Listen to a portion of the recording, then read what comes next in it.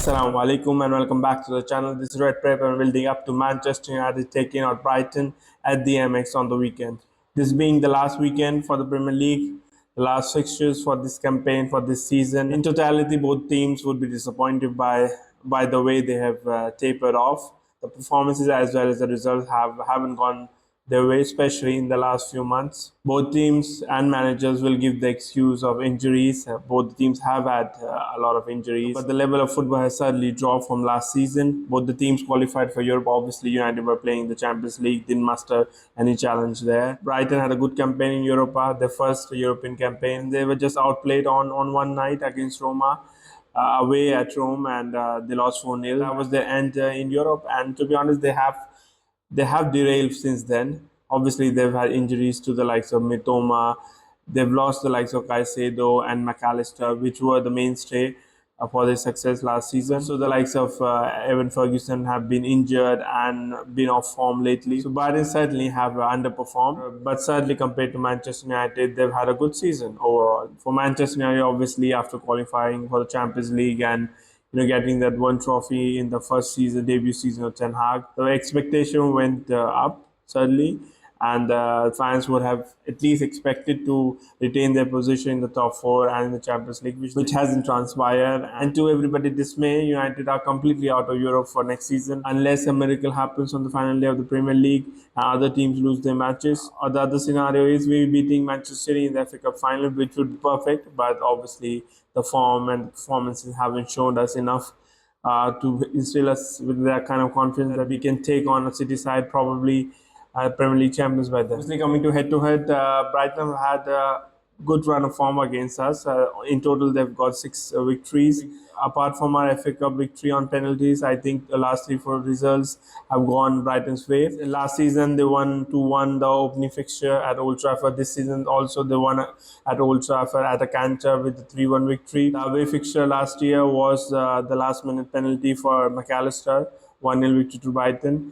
And I think United haven't beaten Brighton for last 3 seasons at the MX. Obviously, coming into this match, Brighton have had only 1 victory in the last 9 matches. United haven't fared too well, but they have 2 victories. In the last fixture, they lost at the MX against Chelsea 2-1 with a Welbeck goal right at the end. And United actually played well for a change, and it was competitive against Newcastle, but United edged Newcastle with a 3-2 victory at Old Trafford. We know what Zerbi football is. It's all intensity. They try to build from the back, from the middle, with that 4 players, 2 centre backs, the keeper, as well as one of the 2 midfielders dropping deep. Obviously, the wingers are high and the forwards rotate within themselves. The 2 forwards often drop deep to link up play. They're very comfortable in possession, and they've shown it against the toughest teams and at the toughest away grounds like at Anfield and at the Etihad. They've outplayed some of these better teams they have played against, and they're always confident in the possession. Obviously, they're not firing on all cylinders at the moment. Top scorer João Pedro, even though he scored a lot of penalties, hasn't scored too many from the open play. The last victory was against Aston Villa, which was a penalty for João Pedro. Danny Welbeck has scored a couple of goals recently, but overall I think they aren't scoring as many goals and they aren't taking their chances with the inexperience in the forward line apart from Welbeck. I think that's the biggest flaw at the moment. With the injury, of course, João Pedro will be their biggest threat. Danny Welbeck might play in the number 9 and João Pedro may, partner him up top or play as a number 10. Adingra has scored against us already at Old Trafford and gave us a lot of trouble, especially Martinez. Buonanotte has come in. He's back fit again. Obviously a tricky winger, but he hasn't scored too many goals, so he's a little low on confidence. Ansu Fati might be injured, but he hasn't even played for last few matches and been on the bench. So he's not somebody that Zerbi has a lot of confidence in. In midfield, Gross and Gilmour have been playing. Of course, Gross, we know that he's always played well against us, scored a lot of goals, so he'll be a threat. And Gilmour also has done well, tidy player on the ball after his move from Chelsea, of course. Of course, in the fullback areas, they're missing Estupinian. Igor has been playing in the left-back position, which is not his favorite position. He certainly doesn't have the pace and the kind of delivery from the left-hand side that Estupinian did. Webster and Dunk started last match. I think they'll stick with them. Tariq Lamptey has been playing in the right-back position. Of course, they have absentees in the likes of Mitoma, Salimaj, who were the mainstay in the last last campaign. In midfield, they're missing Caicedo and McAllister, and to be honest, they haven't replaced them. Or it's very difficult to replace such quality, and certainly losing them together in a season has certainly cost them a lot of matches this season. In the Verbruggen and Steele have been rotating. I think last match Verbruggen was playing.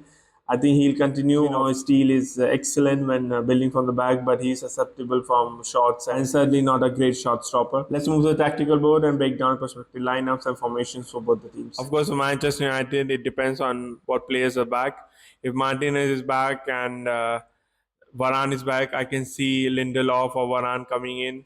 Probably Varane starting would be good just to get them some game time and some rhythm before the final. I think I like to see Varane play in the final and just have a proper send off. We are able to win against Manchester City, that would be perfect. Dalot and Wisaka will retain their position. I think they did decently well against Newcastle, so I think they should stick to their positions. Casemiro can come in, but if Casemiro has to come in, I think I like to see Amrabat and Casemiro be tried in that position, probably give Menu a rest for a half, and then he could probably replace one of the two in the second half. Fernandes will play in that number 10 role. I think he did well against Newcastle, and with the likes of Ahmad, I think he can link up well. Garnacho was disappointing. I think he's too tired. He's played too many matches for his age. He physically is not ready for such a long, enduring season. I think the signs of tiredness and fatigue are clearly showing. Of course, technically he's not that great, but even his physical traits have come down recently, and you can see he's out on his feet. Hoyland had a good break, scored a good goal. I'm not sure what changes we're going to see from Hoyland, but certainly he'll have a lot more confidence after scoring. I think that was his first goal in 10 matches. Of course, in the second half, I like to see some game time for Anthony Rashford because we might need them in the final. But overall, I don't think there should be too many changes. And if the centre backs aren't back, I think Evans and Casemiro have to start, and Amrabat has to play in front of them. Coming to Brighton, of course, they start with the same formation 4-2-3-1. While build up, obviously, these four players, Gross, Gilmore, Dunk, and Webster, are crucial. The fullbacks push forward, the wingers push forward, and both the strikers, usually the number 9 and number 10, or even one striker number 10, they usually drop and try to link up with those four. Of course, Verbruggen or Jason Steele, whoever plays in, gives them a lot of options for building from the back. With Brighton, it's always the same. The build-up starts from the middle and then progresses forward to the wide areas. And of course, they score a lot of goals on cutbacks.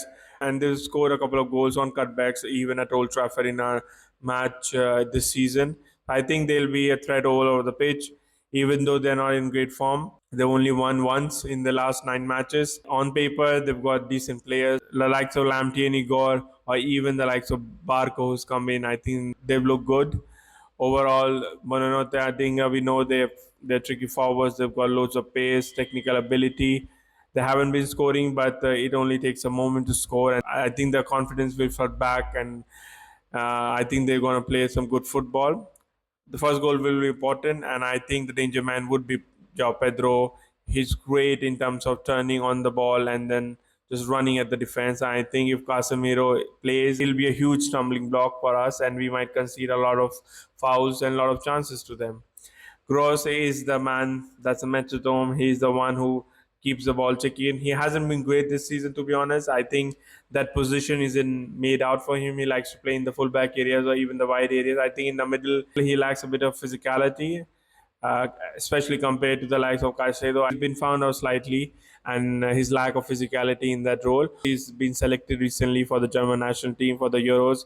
So he'll be buoyed by that, and certainly would want to show that he can put in a performance against Manchester United. Certainly, the whole world will be watching it. Duncan Webster played decently against Chelsea. I think they're a bit slow, and with the likes of Ahmad and Garnacho and Hoyland, if we can get the ball early and hit them on the counter attack, I think we can catch them on the run and certainly beat them for pace.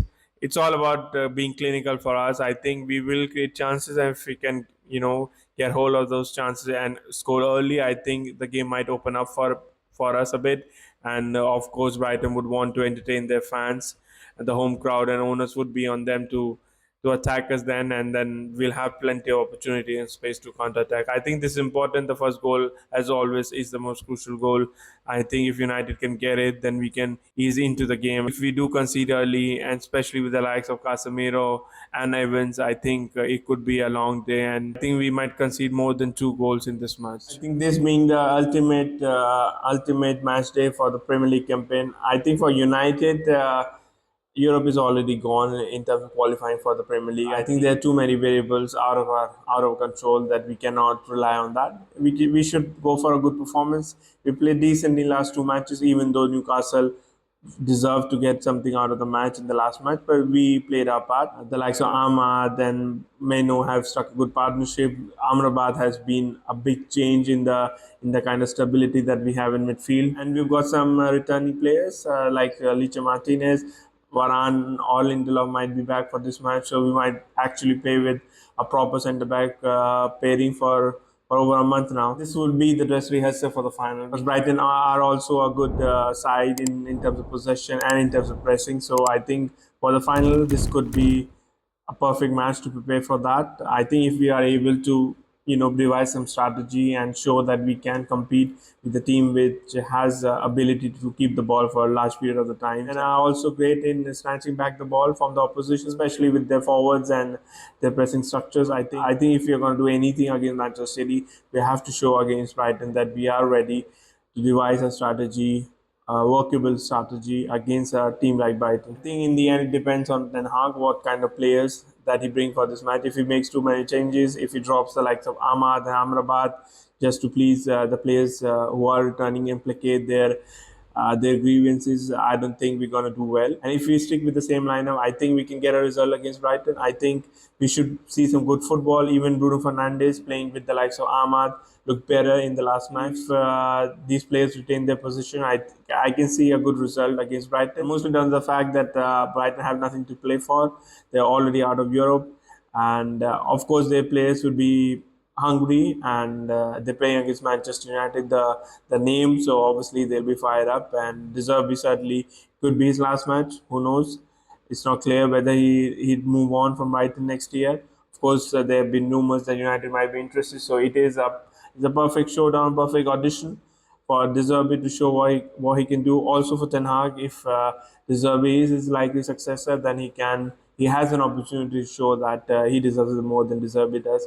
So I think it'll be an interesting match, and probably winner of this match might be a manager next season. Who knows?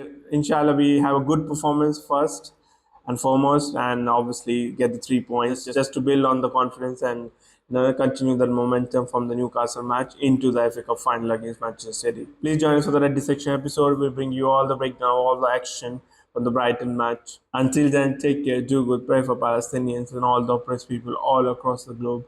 Assalamu alaikum.